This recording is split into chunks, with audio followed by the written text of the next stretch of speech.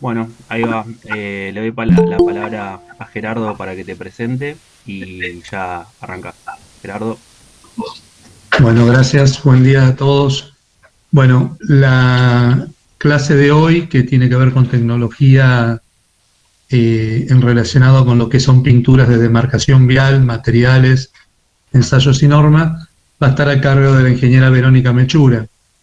Eh, Les recomiendo vincularse con Verónica, porque es una de las personas más excelentes que conocí en mi vida, digamos, una excelente persona, un excelente ser humano, muy buena profesional, e inició un área en el laboratorio que no teníamos desarrollada con todo lo que cuesta empezar y parametrizar algo que se tienen que, digamos, ir dando de otra manera cuando uno arranca un área de trabajo donde no hay marcos de referencia a veces tan claros.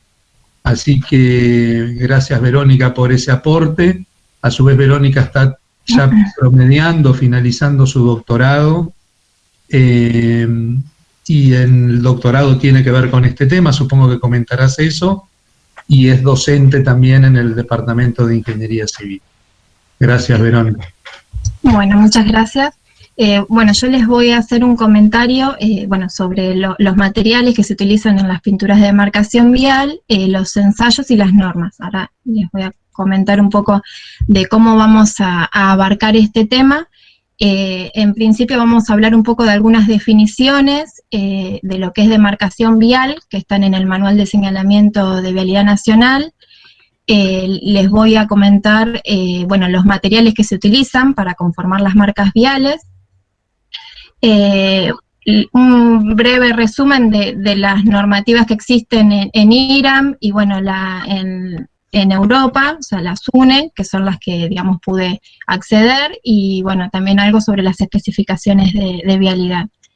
Y bueno, después de todo esto vamos a hablar un poco de los ensayos que se realizan en los materiales bases, los ensayos de comportamiento de las marcas viales y ensayos de durabilidad y abrasión. Bueno, la definición que plantea el Manual de Señalamiento Horizontal es que las marcas viales son las señales de tránsito aplicadas sobre la calzada con la finalidad de guiar el tránsito, regular la circulación y advertir determinadas circunstancias. La demarcación aumenta los niveles de seguridad y de eficacia en la circulación y bueno, son un componente de la seguridad vial. Bueno, hay muchos estudios relacionados con esto de que disminuye los accidentes. Las condiciones que tienen que cumplir las marcas viales y la demarcación vial es que deben ser uniformes en su diseño, posición y aplicación. Por eso este manual detalla toda la geometría que tienen que cumplir las marcas viales. Las mismas también deben ser visibles durante la circulación diurna y nocturna, y también en condiciones ambientales adversas, o sea, en lluvia o en niebla, principalmente en las rutas, ¿no? Es muy importante.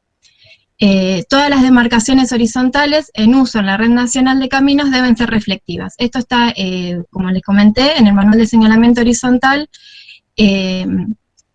Y bueno, y otra de las cosas que plantean, que después, bueno, no lo vamos a seguir viendo en la presentación, pero me parecía importante resaltarlo, es que las demarcaciones horizontales que salgan de uso por un cambio en las condiciones de circulación tienen que ser eliminadas o anuladas en forma inconfundible por métodos abrasivos. Que el enmascaramiento con pintura solamente se admite en forma transitoria, porque en general confunde. Bueno, como les comenté, el tema de que las marcas tienen que ser retroreflectivas, me parecía importante hacerles una introducción a qué es la retroreflexión. La retroreflexión es la capacidad que tienen algunas superficies de reflejar la luz hacia la fuente, sin que importe el ángulo de incidencia original. Para eso se usan las microesferas, que después vamos a verlos también como materiales, pero bueno, que se iluminan con el faro del vehículo y se reflejan en el dióxido de titanio o en la pintura blanca, que son las más retroreflectivas, y eso vuelve a la visión de la persona que va conduciendo. existen distintas geometrías, esto lo vamos a ver un poco después, pero quería dar una introducción porque, bueno, es una de las principales propiedades de las marcas viales.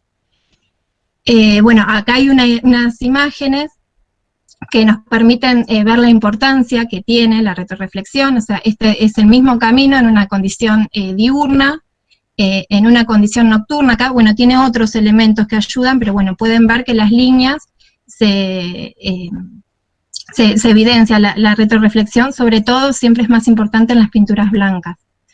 Este caso es un caso particular en condiciones de lluvia, y bueno, es uno de los problemas que generalmente se tienen, que no es lo mismo en una noche lluviosa, si digamos la película de agua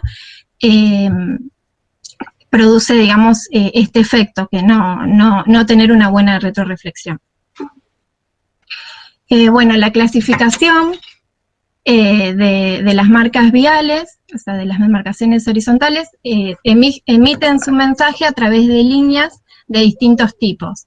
Principalmente, seguimos con el manual de señalamiento horizontal, las líneas pueden ser longitudinales o transversales. Las líneas longitudinales, bueno, son las que son paralelas al eje del camino. Y tienen varias clasificaciones, podemos decir, bueno, líneas continuas, discontinuas, individuales, líneas dobles, pero bueno, la clasificación que me pareció más importante era la que es de acuerdo a su textura, que pueden ser plana o conformada. Las líneas planas, bueno, son las líneas convencionales, y las conformadas son las líneas que se las llama, o sea, son líneas óptico-sonoras que generan un efecto de sonido, y también la persona que conduce la siente, y se utilizan para proteger en ciertas partes de la ruta, digamos, que el vehículo pueda salir del carril. Las líneas conformadas pueden ser las líneas de lluvia, líneas para lluvia, y la línea vibrante. En general se realizan, bueno, poseen resaltos intermitentes sobre una base continua, y se diferencian en la forma de la aplicación. En el caso de las líneas de lluvia, se realizan dos operaciones simultáneas. En la primera, digamos, se hace la aplicación de la base, y en la segunda, el post conformado, usando un elemento rotatorio, que bueno, acá pueden ver que las líneas están más juntas para generar el efecto, digamos, de que en una condición de lluvia el agua pueda pasar por entre esas líneas, y bueno, que se genere el efecto de retroreflexión. Y las líneas vibrantes, bueno, están un poco más separadas. Bueno, en lo que respecta a líneas transversales, tenemos las sendas peatonales, las líneas de frenado, y bueno, pueden recurrir al manual para ver, digamos, todas las condiciones y las características que tienen que tener las líneas en cada una de las opciones que tengan. Bueno, me parecía importante, bueno, ya para después arrancar con los materiales, comentar un poco la importancia de la demarcación vial, que si bien ahí ya la estuvimos comentando. Bueno, con estas imágenes se puede observar que prácticamente en esta imagen de la izquierda, en una condición, o sea, por la noche, si un vehículo se acerca, o sea, puede llegar a no distinguir la rotonda, pareciera que hay una iluminación, pero bueno, puede llevar a confusión. En este caso, digamos, es mucho más claro el camino. Entonces, el señalamiento horizontal tiene que brindar una información clara, precisa e inequívoca, estando destinado a transmitir al usuario de la vía órdenes, advertencias, indicaciones. Y bueno, es muy importante lo que les comenté, el tema de uniformidad, o sea, que todos sepamos cuál es el criterio que se usa. Por eso es muy importante este manual de señalamiento también.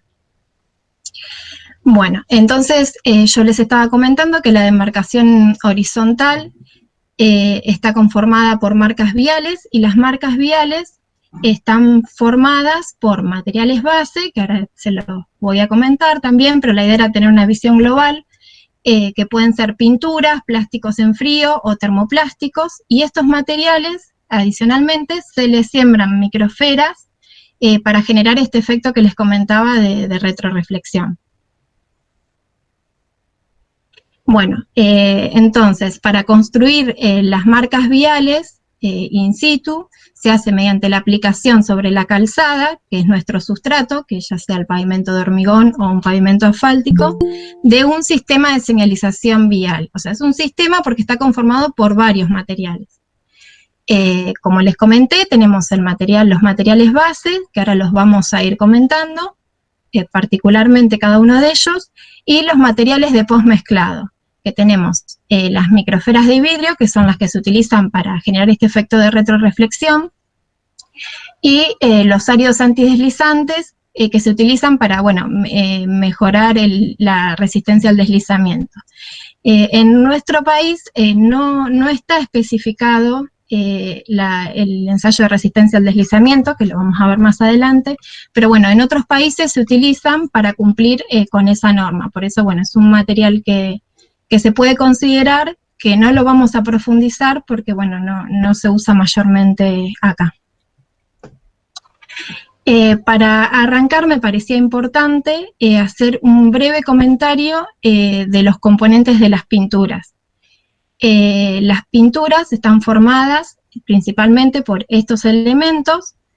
Tenemos el material formador de película o la resina, que digamos es el más importante en la pintura y es de tal importancia que generalmente a la pintura se la denomina por la resina que lleva.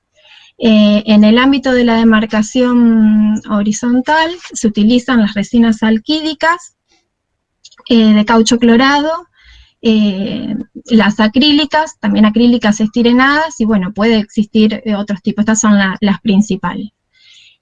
Las pinturas llevan también una mezcla solvente que, digamos, nos permite ajustar la viscosidad para la aplicación de la pintura, y el solvente puede ser inorgánico, que es el agua, y bueno, se utiliza en las pinturas en emulsión, bueno, se les denomina pinturas emulsionadas.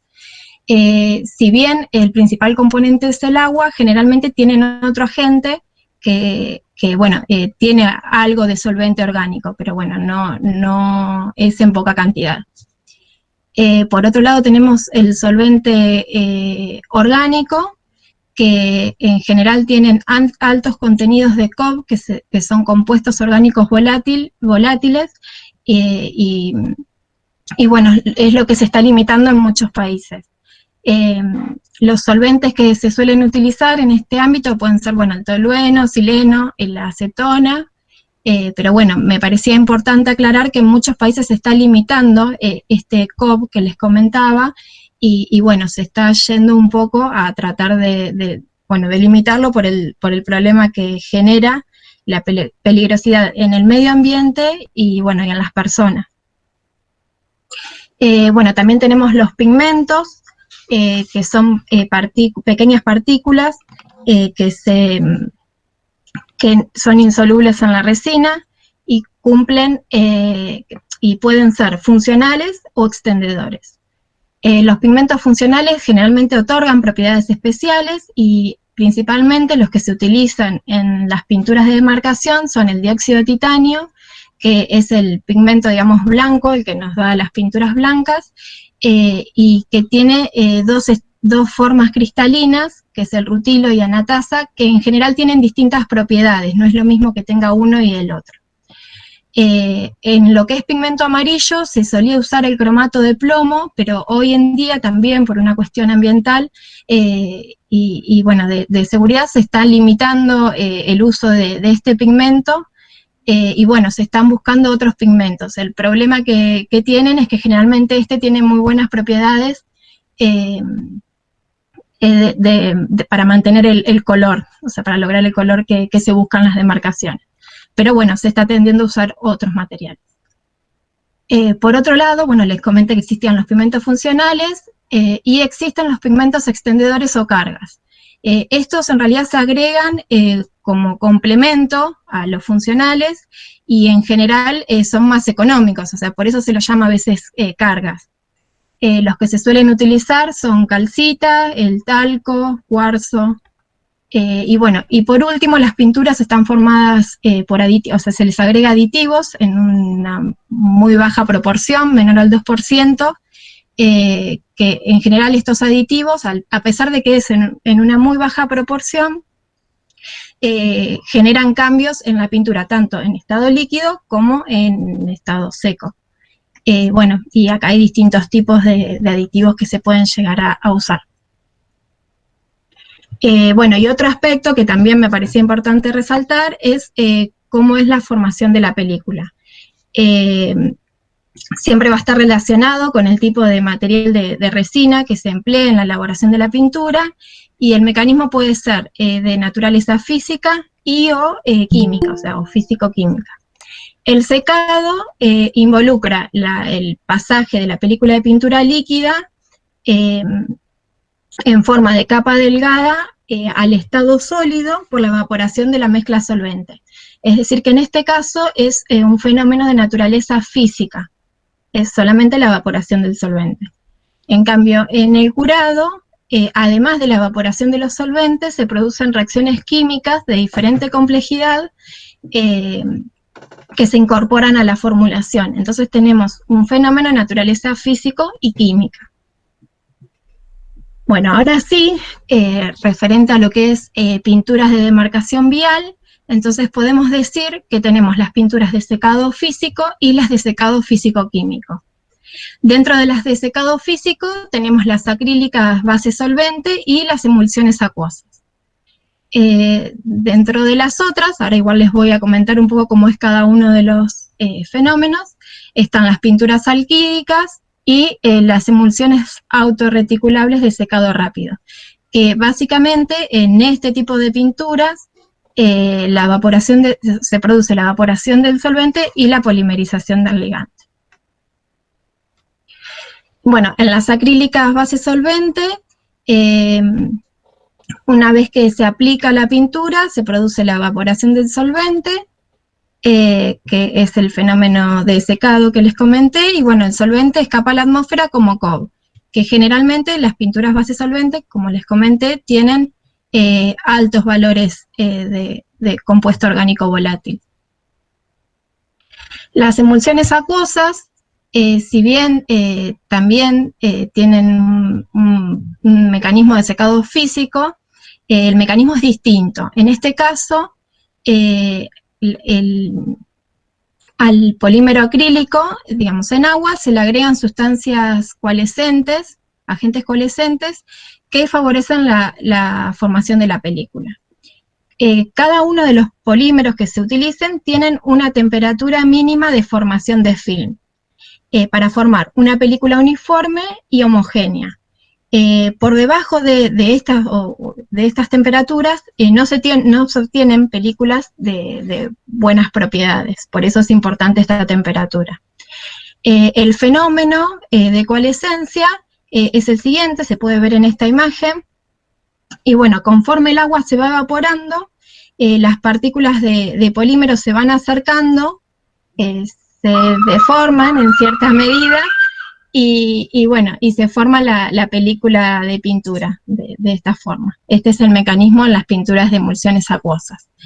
Estas pinturas en general presentan, por el mecanismo que tienen de formación, pueden presentar fisuras o grietas, y bueno, es muy importante al momento de colocarlos las condiciones de temperatura ambiente y de temperatura y humedad ambiente.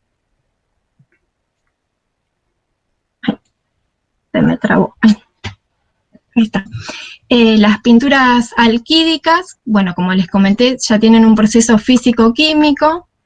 En estos casos, el solvente que se utiliza casi siempre es tolueno, y digamos, es el responsable del secado físico, o sea, son dos procesos, como les comenté. Una vez, digamos, se produce por evaporación. Luego de eso, el endurecimiento químico se produce por la oxidación de las resinas con el oxígeno del aire.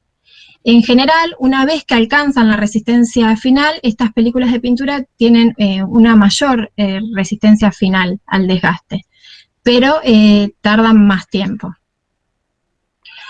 Y bueno, por último, en lo que es pinturas, tenemos las emulsiones autorreticulables de secado rápido, que básicamente son monómeros acrílicos emulsionados en un medio acuoso fuertemente alcalino, donde la presencia de otras sustancias provoca la formación del polímero complejo y digamos que se forme la película de pintura.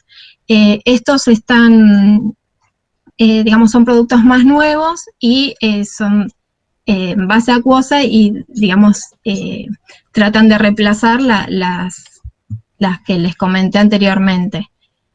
Más que todo porque, bueno, no dependen de las condiciones ambientales desfavorables o con alta humedad relativa, que era el problema que les había comentado de las emulsiones acuosas. En lo que respecta a la aplicación de las pinturas, bueno, se puede realizar con pulverización con aire o sin aire. Bueno, acá pueden ver en la pulverización sin aire, o sea, se aplica la pintura y en la zona cercana existe un mecanismo en donde se van sembrando las microesferas. Lo mismo en este caso en la pulverización con aire. Bueno, en lo que respecta otro de los materiales base que se pueden utilizar son los termoplásticos. En este caso, bueno, carecen de disolventes porque se fluidifican por calor. O sea, se calientan a temperaturas que van entre 180 y 220 grados. Eso permite su aplicación. Una vez aplicado el producto, se vuelven sólidos, digamos, al disminuir la temperatura, o sea, al bajar la temperatura. Tienen un contenido de sólidos del 100%, bueno, igual este ensayo se los voy a comentar después, pero bueno, las pinturas, al evaporarse el solvente, tienen un menor contenido de sólidos. En general tienen un problema con los pavimentos de hormigón, o sea, no pueden aplicarse directamente porque reaccionan con los álcalis del cemento. Y bueno, se trata de una mezcla compuesta por sustancias minerales, como yo les comenté, todas las pinturas contienen resinas, pigmentos, y a su vez se le agregan microesferas de vidrio premezcladas. Este material, bueno, esta foto era un poco la idea, no se encuentran acá las microesferas de vidrio mezcladas, pero bueno, era un poco la idea de que puedan ver cómo vienen los materiales termoplásticos. Estos, digamos, se calientan. Esta es la resina, una imagen de una resina. Bueno, los materiales termoplásticos no tienen grandes diferencias por las resinas que se utilicen. Bueno, yo ahí no les comenté, pero bueno, pueden utilizarse resinas derivadas del petróleo o resinas del tipo de colofonia, que es de plantaciones de árboles. Pero bueno, no tienen gran diferencia en sus características por el tipo de material. En cambio, estos se clasifican por el método de aplicación. Tenemos dos métodos básicos, que es el de pulverización y el de extrusión. En los dos se obtienen distintos espesores finales de película. En el caso de extrusión, bueno, la masa del material se aplica sin presión, se aplica por colada, se usa un dispositivo en el que se va desplazando, digamos, y va quedando o sea, tiene una abertura en la que se va desplazando y por la que sale el material en forma controlada. En el caso de pulverización, bueno, en el caso de extrusión, perdón, no recuerdo si lo dije, tienen espesores del orden de 3 milímetros, o sea, se tienen espesores importantes. En el caso de pulverización, los espesores son de 1,5 milímetros y el material es calentado y se aplica por pulverización con pistolas especiales. Porque, bueno, aparte tengan en cuenta que el material se aplica, como les comenté, con temperatura. Bueno, estas son unas imágenes. Este es una aplicación por extrusión manual, en la que, bueno, acá ven que está la garrafa, o sea, es uno de los inconvenientes, digamos que, bueno, podríamos decir inconvenientes o no, pero bueno, que tienen los termoplásticos es que consumen energía para aplicarse, o sea, es necesario calentarlos. Esta es una extrusión manual. Acá se va colocando mediante una zapata el termoplástico y con este dispositivo, en este caso, se van sembrando las microesferas. Este caso es una pulverización, digamos, en un equipo móvil, un equipo portante, ya está todo incluido. También pueden ver que están las garrafas, o sea, tienen que tener el fusor, y se va aplicando el material y seguramente acá se van sembrando las microesferas. O sea, los termoplásticos ya vienen, como les comenté, con las microesferas incorporadas en la masa, y aparte se siembran microesferas. Bueno, otro de los materiales que se puede utilizar para hacer la marca vial son los plásticos en frío, y que básicamente son elementos que vienen en 2 o más componentes. Por un lado viene el vehículo, digamos, con la resina, que generalmente se usa el metilmetacrilato, y por otro lado viene el agente de curado, que se suele usar el peróxido de benzoilo. Generalmente, bueno, estos elementos vienen en forma conjunta, pero en dispositivos, en tanques separados, para que la mezcla se haga en obra. Bueno, al igual que los termoplásticos, estos materiales se clasifican por el método de aplicación. Pueden ser de aplicación manual o a máquina. Acá pueden ver una aplicación manual donde en un balde se van mezclando los componentes y se van distribuyendo. Algo que, bueno, no les comenté, en general, este tiene un mecanismo de curado, o sea, es por una reacción química, o sea que se obtienen películas muy resistentes, y también, al igual que los termoplásticos, se pueden lograr espesores mayores. En el caso de pinturas, en general, los espesores no son mayores a 0,6 milímetros o 600 micrómetros. Bueno, acá pueden ver un equipo de aplicación de termoplásticos, o sea, se colocan los dos componentes, y bueno, en el mismo equipo se van mezclando. También o sea, se necesita material personal calificado, y se tiene que tener en cuenta, dependiendo del equipo que se use, de limpiar bien el equipo, o sea, porque una vez que pasa el tiempo de vida útil, endurecen. Bueno, acá un poco la idea era, bueno, recordarles que existen distintas compatibilidades de los materiales con los pavimentos, o sea, tenemos todo un mundo, hay muchos materiales y tenemos distintos tipos de pavimento. Entonces, cuando se va a aplicar un producto, hay que tener en cuenta cuál es el sustrato. Este es un poco un resumen. Existen tablas tanto con la compatibilidad con el pavimento como con otras marcas viales, porque puede ser que se aplique sobre otra marca vial. Bueno, algo que me parecía importante era comentarles que las alquídicas, las pinturas alquídicas, en general en los pavimentos asfálticos son apropiadas, pero pueden presentar sangrado, que ahora igual también lo vamos a ver, que es un proceso que puede ocurrir principalmente en pinturas. Y en pavimentos de hormigón necesita de una imprimación porque reacciona con los álcalis del cemento. Bueno, las pinturas acrílicas no tienen mayores problemas, hay que, bueno, evaluar en el momento, pero no tienen mayores problemas. Las imprimaciones, bueno, se utilizan principalmente en pavimentos de hormigón. Y en lo que respecta a termoplásticos, como les comenté, en pavimentos de hormigón en general hay que tener en cuenta de alguna imprimación o considerar el caso. En los pavimentos asfálticos no hay problema, y los plásticos en frío de 2 componentes también no tienen mayores problemas. Bueno, aparte de los que les comenté de las marcas viales, existen cintas y marcas prefabricadas, que bueno, no voy a profundizar tampoco en este tema, pero era para que estén al tanto. Pueden pegarse mediante adhesivos, o también existen algunas marcas preformadas que se aplican por calor.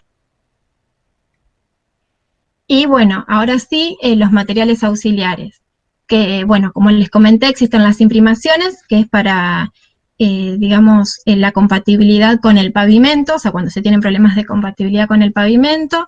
los agregados antideslizantes, que mayormente no se utilizan acá, pero bueno, existen, y las microesferas de vidrio, que ahora, bueno, vamos a hablar un poco de ellas. Existen básicamente dos tipos de microesferas de vidrio, las que se incorporan en las pinturas, bueno, vienen incorporadas en los termoplásticos, y las que se siembran. Acá un poco la idea era que vean la diferencia en la granulometría de las microesferas. Esta es para incorporar y esta es para sembrar en pinturas. Bueno, lo mismo acá, para que se distinga, o sea, no se ve en mayor detalle, pero bueno, era un poco la idea. En este caso, es un tipo de microesfera para sembrar que tiene un porcentaje de vidrio triturado, y como pueden ver, es un poquito más oscuro que las otras microesferas. Bueno, en la clasificación de microesferas, las que se incorporan a las masas de materiales termoplásticos se llaman intermix, y las que se incorporan en las pinturas se denominan premix. Luego las que se siembran, en general, bueno, se denominan drop-on, y que, bueno, son aplicadas por aspersión. O sea, hay distintos métodos, pero bueno, en los equipos portátiles ya viene el sistema de aplicación. Bueno, las microesferas drop-on pueden ser de tipo 1, 3 y 4. Las de tipo 4 son de un tamaño superior y no son las que se utilizan para cualquier material. La granulometría que se usa para las microesferas tiene que tener en cuenta el espesor de material que se aplique. Yo les comenté que las pinturas no tienen mayores espesores, entonces no se pueden usar microesferas de tamaños muy grandes. Y las microesferas tienen distintos tratamientos dependiendo del material que se utilice. Bueno, acá los tienen. El TAF, por ejemplo, es el tratamiento de adherencia y flotación para pinturas base solvente. El WBP es para pinturas base acuosa. TRM es para los termoplásticos, y BCP para las pinturas de dos componentes. Bueno, de acá en adelante no voy a profundizar más en lo que es microesferas. Sí les voy a comentar que existe la norma 1225, la IRAM, en donde plantea distintas granulometrías para las microesferas de premezclado y de sembrado. Para las de premezclado, si no me equivoco, hay 3 granulometrías límite, y para las de sembrado son 5. También determina porcentajes de materiales defectuosos, y bueno, básicamente, bueno, después hay una serie de ensayos simples también sobre las microesferas. Bueno, un poco la idea acá es resumir las principales normativas que existen, a las que he accedido, mejor dicho, porque las ASTM también tienen normativas respecto a lo que es demarcación. Bueno, en IRAM les comento que está vigente la IRAM 1225, que es la que le comenté de microesferas de vidrio. La IRAM 1221, que es de pintura vial retroreflectante y no retroreflectante, está vigente desde el 2018, pero este año hubo unas modificaciones y seguramente va a salir a discusión pública, así que bueno, va a tener algunas modificaciones. La IRAM 1212 es la de termoplásticos, está vigente desde el 71 y actualmente está en tratamiento en IRAM para que salga una versión nueva. Perdonen. Y está como en estudio, todavía no se hizo el esquema, la IRAM 1214 de pinturas vial base agua. O sea, en IRAM se están tratando de actualizar todas las normas, y bueno, hay mucho en estudio, también se estaba hablando algo de retroreflexión. En vialidad está el manual de señalamiento horizontal, que les comenté, que plantea principalmente las características geométricas que tienen que cumplir las líneas de demarcación. Y en vialidad existen unas especificaciones particulares que reemplazan a lo que está en la edición del 98 de señalamiento horizontal, y bueno, y seguramente actualmente ahora van a salir actualizaciones en base también a los cambios que hay en las normas. Y tenemos también lo que es en la normativa UNE, que plantea el comportamiento de marcas viales, los métodos de laboratorio para identificación y las propiedades físicas. En el caso de la SUNE, directamente, por ejemplo, en los métodos de laboratorio para la identificación, plantea específicamente para pinturas, para termoplásticos y plásticos en frío, o sea, está todo en la misma norma. Después existen numerosas normas con ensayos alternativos, bueno, de abrasión, de durabilidad, pero bueno, yo acá traté de resumir las principales normas, digamos, las bases. Después sepan que hay más normas. Bueno, entonces vamos a empezar con la parte de ensayos. Vamos a ir viendo los principales ensayos. Bueno, en los materiales base.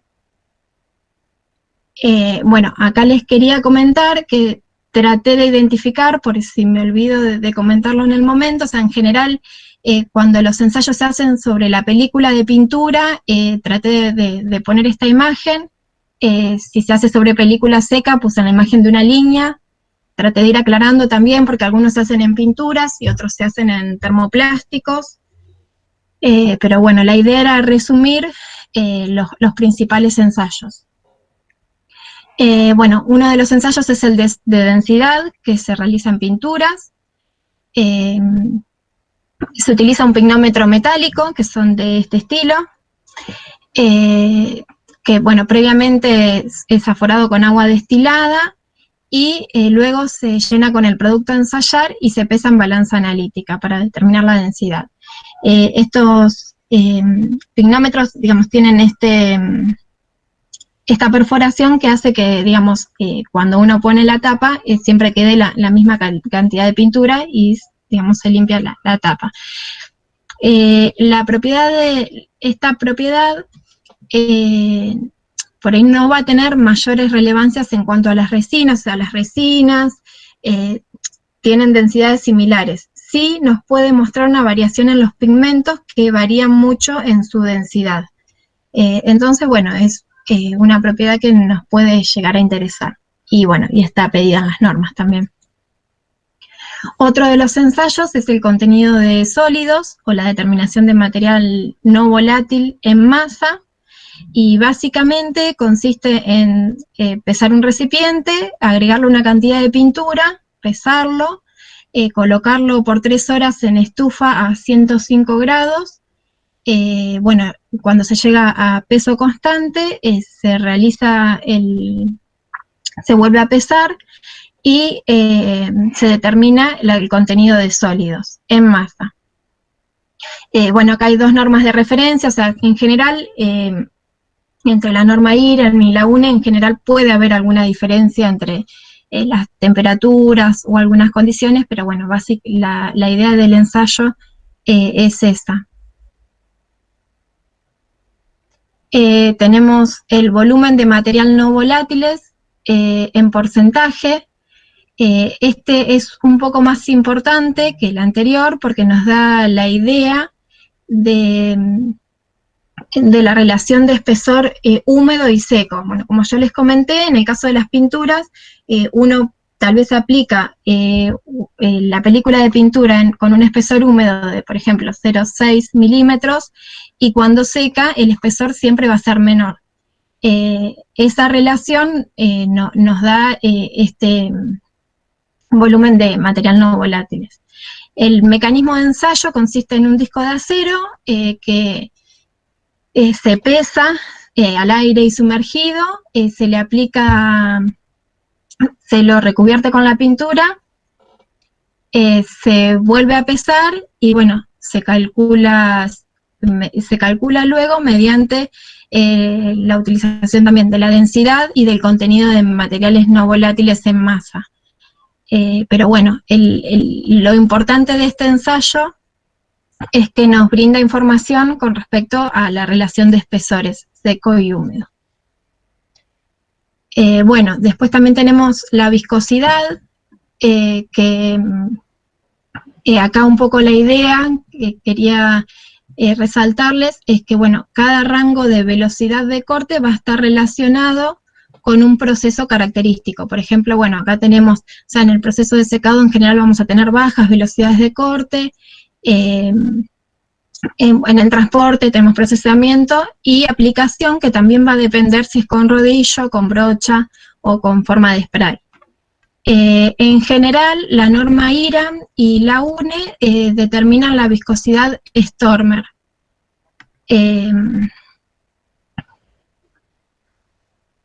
Otro de los ensayos que se realiza sobre las pinturas es el tiempo de secado no pick up time, así está en la norma, bueno, que consiste en una rueda que contiene unos O-rings, tiene un dispositivo de esta forma, donde se aplica una placa ya pintada, y se va aplicando la rueda hasta que no se manche la rueda, y ahí no se manchan los O-rings. De esa forma se determina el tiempo de secado. Esta es la base normativa en IRAM. En la norma UNE también hay un mecanismo con una carretilla, similar, pero utilizan una carretilla. Y bueno, es importante este tiempo para evitar, digamos, que la pintura se transfiera a la llanta del vehículo. Y siempre va a depender del espesor de película, de la temperatura, de la humedad y de la velocidad del viento.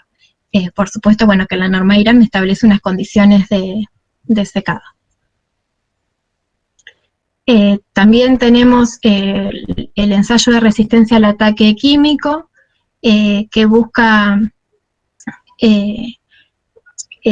digamos, simular las condiciones de salpicadura y de precipitaciones.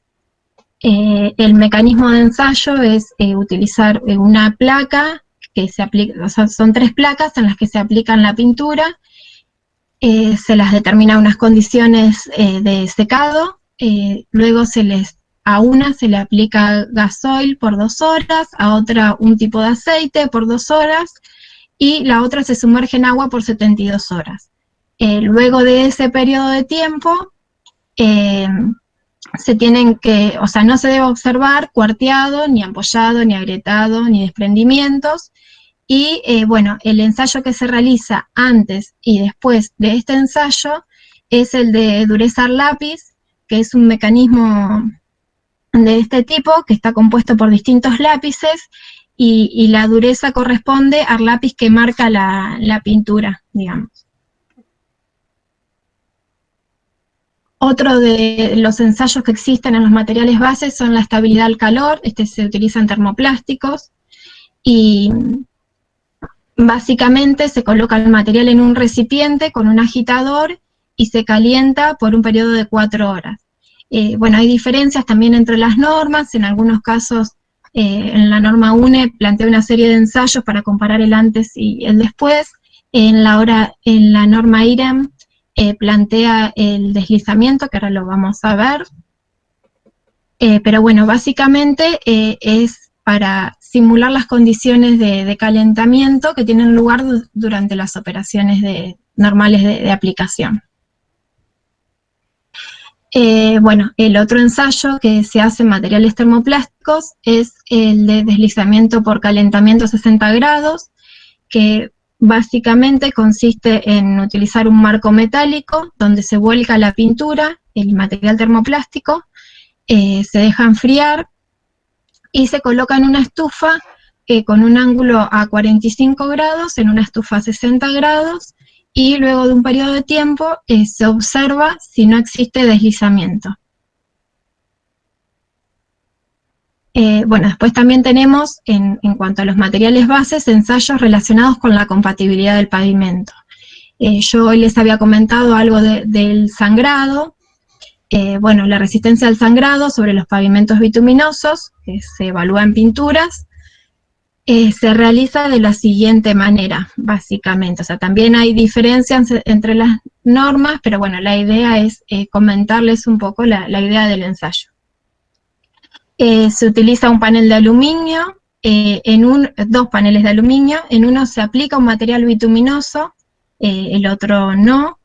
estos paneles se pintan, se colocan en condiciones atmosféricas por un tiempo y luego en estufa también por otro periodo de tiempo. Bueno, acá por ejemplo tenemos 72 horas en condiciones atmosféricas y 24 horas en estufa. Luego de eso se calcula la variación, se verifica, digamos, con un colorímetro la variación de las coordenadas de color entre, bueno, uno y el otro.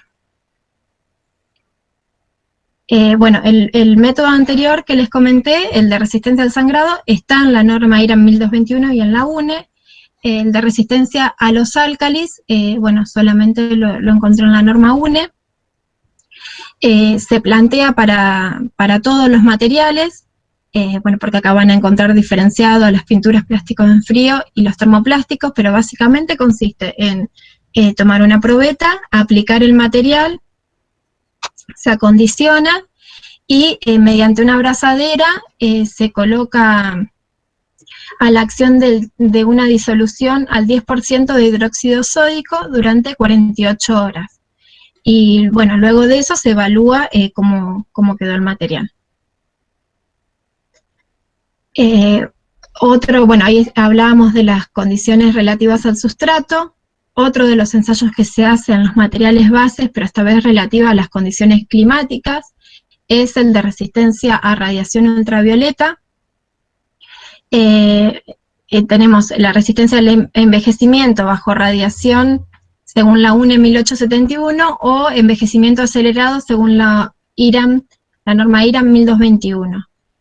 Básicamente consiste en tomar unas muestras, aplicarles ya sea el termoplástico o las pinturas, y someterlas a un equipo del tipo weatherometer. Las condiciones están en la norma también, en algunos casos utilizan distintos ciclos. Bueno, actualmente en la norma que está vigente hoy en día, en los termoplásticos plantean 50 horas y en las pinturas 600 horas. Pero bueno, como les comenté, la norma IRAM se está actualizando. Pero bueno, hoy en día estas son las horas de ensayo que plantean las normas. Y bueno, luego de eso también se evalúa la variación en el color. Bueno, otro ensayo que se realiza, bueno, en materiales termoplásticos es el punto de ablandamiento, y bueno, es un ensayo también que se usa en el ámbito vial, en asfaltos. Se utiliza el método de anillo y bola, y bueno, y se evalúa, o sea, se aplica el material termoplástico y se evalúa una deformación determinada debido a la acción de una esfera de acero de determinada masa. Bueno, ahora un poco más lindo, vienen los ensayos de comportamiento de las marcas viales aplicadas sobre la calzada. Bueno, en la norma IRAM actualmente no se tienen requerimientos, solamente se trata de limitar la cantidad de microesferas que se siembran actualmente. Sí, bueno, en vialidad se establecen valores de retroreflexión, pero básicamente en lo que me guié para comentarles sobre estos ensayos de comportamiento, me basé un poco más en las normas UNE. Bueno, uno de los aspectos más importantes que se evalúa es la visibilidad. Como les comenté al principio, tenemos visibilidad diurna y nocturna. En lo que respecta a la visibilidad diurna, es muy importante la evaluación, o sea, obtener un adecuado contraste con el pavimento sobre el que están colocados. En general, también se puede utilizar el mismo equipo que se utilice para medir retroreflexión. Las condiciones de geometría que suelen usar los equipos, hay diversos equipos, pero bueno, una de las condiciones de geometría que se pueden utilizar es una iluminación difusa, que en realidad va a simular el día y consiste, digamos, se materializa de esta forma, y se toma un ángulo de observación rasante, o sea, para simular la marca del pavimento. Bueno, como les comenté, o sea, es muy importante en el caso de la visibilidad diurna el contraste. Por este motivo, en el manual de señalamiento horizontal se establece que en el caso de pavimentos claros, principalmente de hormigón, y para lograr el contraste, bueno, se tiene que ejecutar una línea de color negro. Acá pueden ver distintas imágenes, también está establecidas, bueno, ahora vamos a ver las medidas, pero bueno, sí no se establece claramente cuándo es no se toma como referencia un valor de medida de diferencia de contraste, sino que directamente ya cuando son pavimentos claros se tiene que aplicar esta pintura de color negro. Como pueden ver, bueno, este es uno de los ejemplos en el caso de una autovía o de una autopista, y se establece claramente las medidas que tienen que tener el reborde que se tiene que realizar. Por eso, bueno, yo en la tabla que les había comentado de compatibilidad de pavimentos hablaba de imprimación incolora o negra, o sea, porque se puede aprovechar en el caso que se necesite una imprimación negra y se aprovecha esta marca y se realiza todo en una etapa, pero bueno, es otro de los aspectos que se considera es la visibilidad nocturna. Bueno, ya algo también habíamos introducido en el tema al principio, que está referida a la retroreflexión, y tiene lugar cuando la iluminación de la marca vial se realiza desde los faros del vehículo. Para ello se incorporan microesferas de vidrio para generar este fenómeno de retroreflexión, y existen distintos equipos para evaluarlo. Existen equipos dinámicos y equipos portátiles. Por ejemplo, este es un ECODIN que va evaluando, también evalúa la visibilidad, la medida de la retroreflexión y la luminancia, que es en el caso de la condición diurna. Y bueno, a medida que va circulando va tomando valores. En vialidad cuentan con este tipo de equipos o lo subcontratan, pero bueno, cuentan con estos valores continuos. Por otro lado, en lo que es equipos portátiles, por ejemplo, uno de los equipos que tenemos es un retroreflectómetro. Este equipo particularmente da la retroreflexión y da la luminancia también, porque puede haber equipos que solamente den la retroreflexión, y está relacionado con la geometría también, que ahora lo vamos a ver. Esto es para una lámina que viene para calibrar el equipo, para que siempre ver que nos esté dando valores adecuados. Bueno, les estaba comentando algo de lo que refiere a la geometría. La retroreflexión se mide en distintas geometrías. La Comisión Europea de Normalización propone una altura del faro de vehículo de 65 centímetros y una altura del observador, del conductor, de 120 centímetros. Según la posición del vehículo, vamos a tener una geometría a 15 metros o a 30 metros. Bueno, esto se trató de normalizar porque había gran variedad en los resultados. Y bueno, y también geométricamente los vehículos son distintos también, un camión no está a la misma altura, entonces en cierta medida se trató de unificar. Bueno, acá tienen una tabla que resume distintas geometrías que usan distintos equipos. Bueno, acá está la nueva geometría Zen, que tienen estos ángulos de observación, de iluminación y de incidencia, pero bueno, sepan eso, o sea que distintos equipos van a brindar distintos valores de retroreflexión, y en general puede ser que no se puedan relacionar o no hay ecuaciones para relacionarlos con una geometría y con otra. Bueno, acá un poco la idea era que puedan observar la diferencia. Bueno, algo que no les comenté, que la unidad de medida de la retroreflexión y de la luminancia es en microcandelas por metro cuadrado por lux.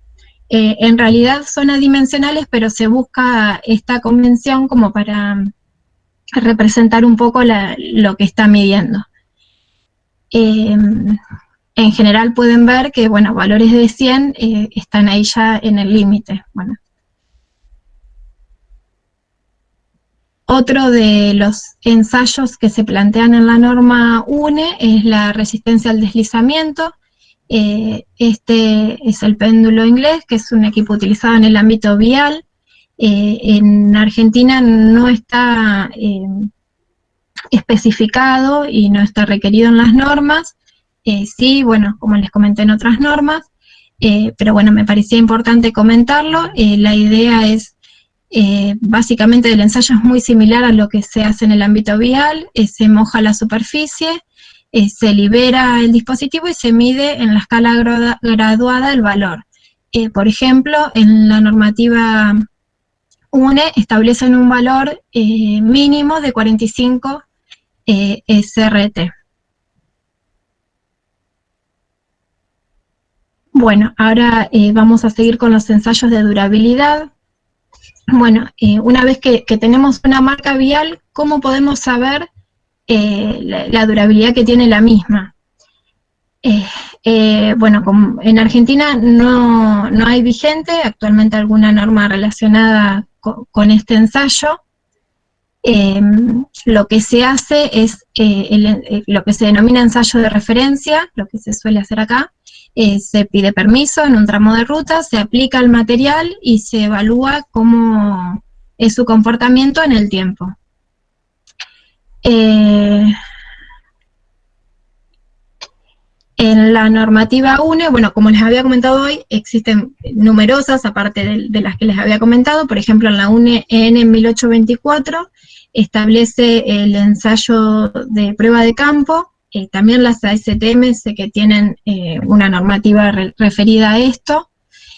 Básicamente consiste en aplicar las marcas, pueden ser longitudinales, como están en este caso, o transversales, en un tramo de ruta que se tiene que considerar, digamos, que no vaya a ser repavimentado o que no vaya a haber obras en esa parte.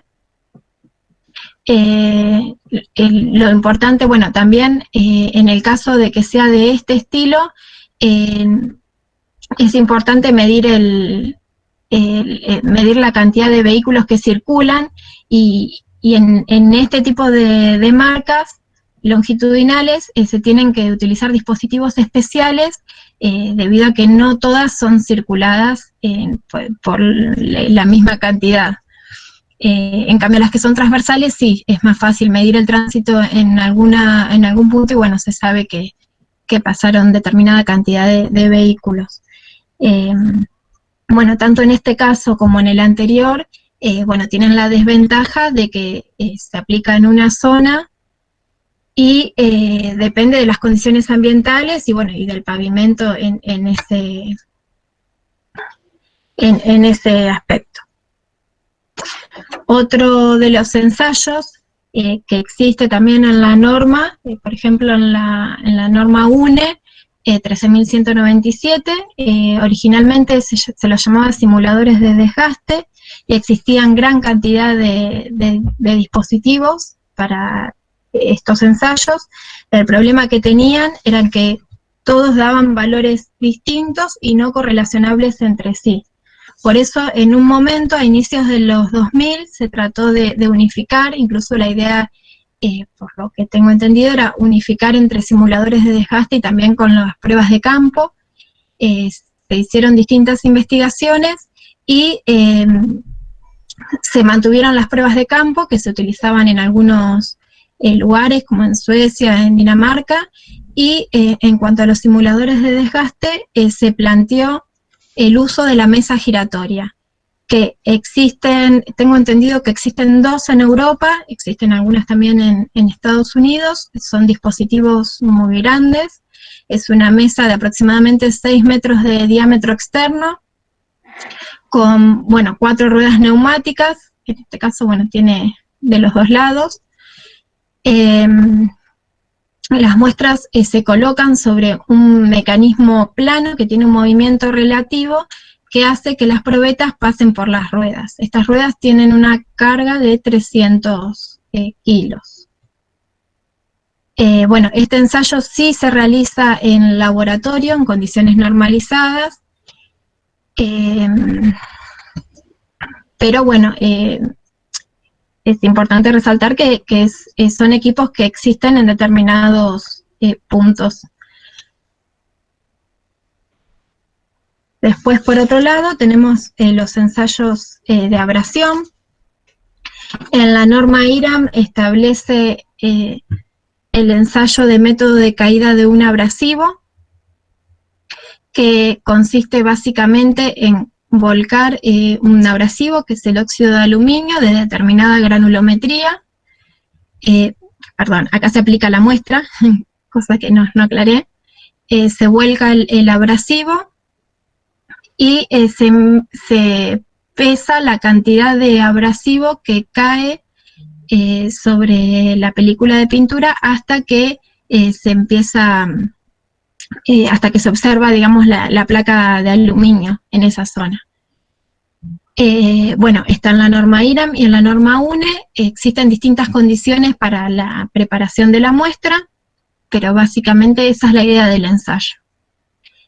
También existe el método Tavera-Brasser, que está en la norma UNE, y bueno, acá en Argentina se utiliza para otro tipo de pinturas, o sea, no está especificado en la norma IRAM de pinturas de demarcación vial.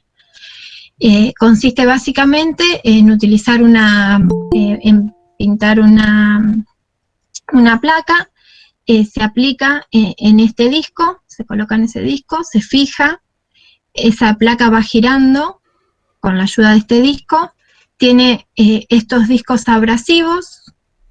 También hay distintos tipos de lijas que se pueden llegar a utilizar, y también tiene una carga. Entonces esto va girando y las ruedas van generando abrasión sobre la pintura en un disco de esta forma, o sea, en esta forma. En este ensayo se evalúa la pérdida de peso de la pintura. Bueno, acá un poco la idea, sin profundizar, es mostrarles lo que se solicita. Por ejemplo, bueno, en los termoplásticos aplicados por pulverización están los distintos ensayos. Yo en algunos ensayos químicos no profundicé, la idea era mostrarles un poco la gama de ensayos que existen.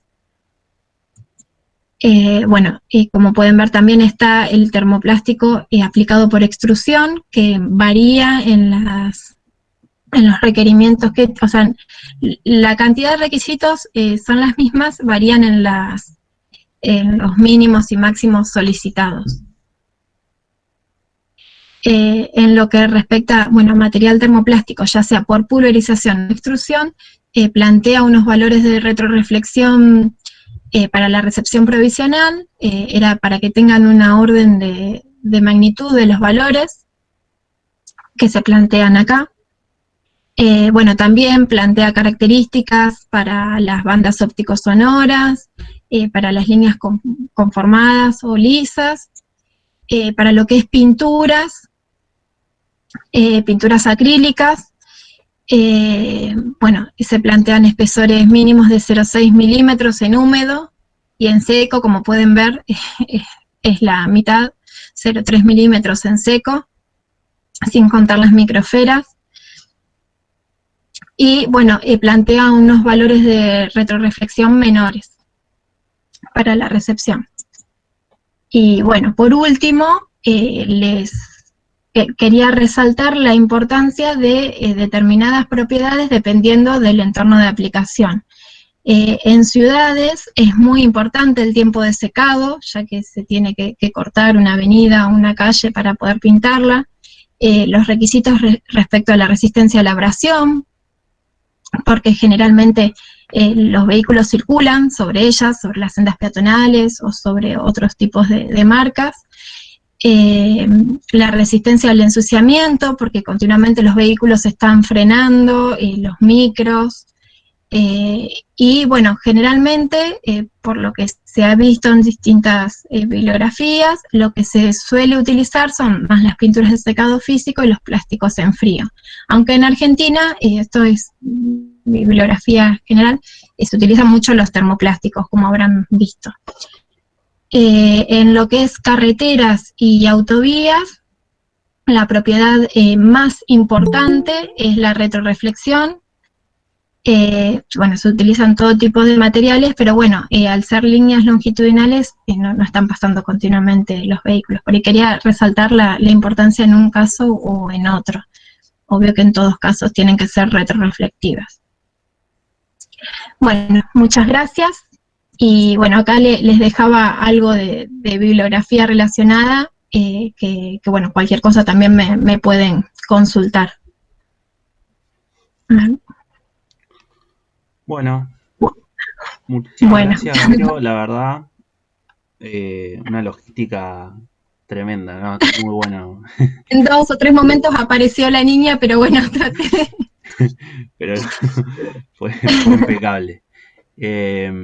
No, buenísimo toda la presentación. Creo que la mayoría de los que estamos acá no tenemos mucha idea de lo que es pintura, así estuvo súper claro y súper Bueno, detallado espero cualquier cosa. todo lo que diste. Bueno, No sé si hay... ¿alguien quiere hacerle alguna pregunta a Vero?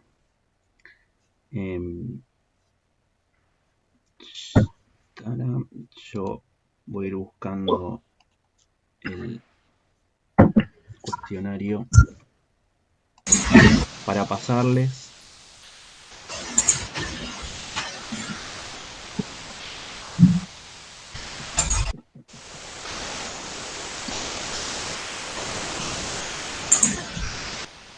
Ah, ahí hay una pregunta. No sé si la ves, Vero, si te la leo. ¿Cómo se produce?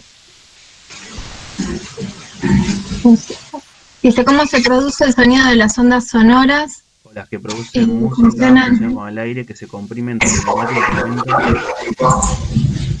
No, las que planteé, en donde hablé por la textura, es por el espesor de pintura, por el espesor de material se producen, digamos, los tacos, Claro. digamos, con la rueda del neumático. Estoy pasando.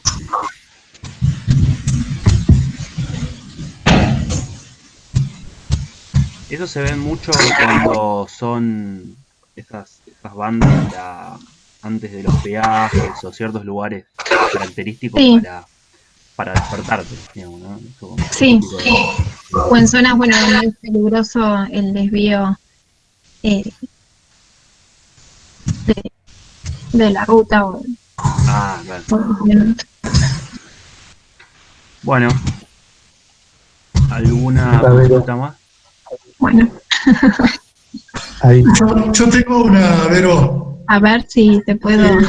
Cuando colocan la pintura por pulverización, que vi que largaba mucho spray hacia los costados, ¿hay medidas de cuidado con los operarios? ¿Tienen equipos especiales? Las pinturas que por ahí, bueno, más problema tienen con los operarios son las que son base solvente, que de hecho por ahí, bueno, tienen que tener alguna especie de máscara o algo por el solvente que se utiliza. Pero no, porque en realidad van con el vehículo, en este caso van pulverizando con el vehículo. Pero como vi mucho spray al costado, o sea, hay mucho... Sí, de hecho vas a por ahí, eso lo retiran. atención, a veces en algunos lados se ven las marcas, pero bueno, no, se van aplicando. Tengo entendido que puedo consultar, pero no, tengo entendido que no. Me preocupo más que nada ver esa situación. Un cachito, algo.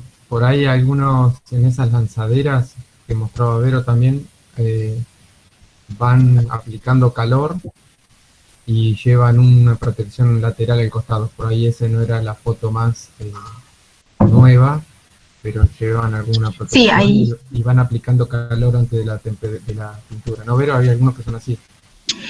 Sí, principalmente lo que son las pinturas base acuosa necesitan, digamos, asegurarse el tema de la temperatura del sustrato. Una de las cosas que se evalúa también es la temperatura del sustrato. Pero bueno, equipos hay disponibles, hay hasta de última generación que van haciendo, van circulando y van realizando estas marcas texturadas que les comentaba. O bueno, hay equipos más simples donde van aplicando el spray, o sea, hay toda una gama de equipos impresionante y con nuevas tecnologías. ¿En cuál de las pinturas tiene mayor vida útil? Bueno, eso te lo voy a contar el día que defienda la tesis. No. En general, la diferencia está en que las pinturas se aplican en un espesor menor, en general, como les comenté, de 0,6 milímetros. Los termoplásticos están en espesores mayores, entonces se van a desgastar en más tiempo, porque tienen un espesor mayor de desgaste. Y los plásticos en frío también, los plásticos en frío tienen muy buena resistencia, al menos es lo que plantea todas las planillas de los materiales. Gracias. Pero bueno, las pinturas se aplican en menores espesores, entonces... También, sí, va por ahí también. Sí. Hay algunas preguntas que están... En la señalización vertical se utilizan los mismos materiales. No, en general en lo que es señalizaciones verticales, o sea, se usan más láminas retroreflectivas. Sí, también se evalúa la retroreflexión de las láminas, pero se utilizan más del estilo láminas. Hay una pregunta anterior también, Vero, que dice en los microaglomerados, debido a que tienen mayor macrotextura, si se incrementa también el espesor de aplicación de la demarcación. Bueno, lo que es, algo que bueno no comenté en la presentación, la macrotextura del pavimento sí está muy relacionada con la aplicación de la pintura y bueno, también es un tema en estudio. Pero bueno, en general, por lo que había visto, en lo que es en las pinturas alquídicas se pueden aplicar en 2 capas también, y sí, o sea, podría llegar a tener menos durabilidad en macrotexturas más abiertas. No sé si contesté en cierta medida. Está claro lo que dijiste, sí. Bien, bueno. Verónica, una pregunta. Bueno. Sí. ¿Cómo ves el control, o sea, cómo ves o qué percepción tenés del control de calidad que se realizan de las pinturas así en forma general? ¿Qué opinión tenés? Bueno, cuando empecé a evaluar las normas, en lo que es en la normativa europea está todo muy especificado, o sea, se establecen cada uno, según el nivel de retroreflexión se establece la marca, según la rugosidad de yo digo rugosidad porque en el ámbito de pintura se habla de rugosidad, que según la macrotextura del pavimento también se realizan los ensayos de durabilidad. Bueno, acá eso por ahí no está muy normado y como que se podría llegar a avanzar un poco. O sea, en realidad se está trabajando mucho, en IRAM ayer tuvimos una reunión, se están trabajando los materiales termoplásticos, pero se están iniciando ahora, digamos, todos los ensayos, o agregando más materiales. Hay mucho por agregar, me parece, y por hacer. Pero bueno, es todo un ámbito nuevo. No sé si te contesté, por ahí voy como No, está muy bien, gracias. armando la respuesta, pero...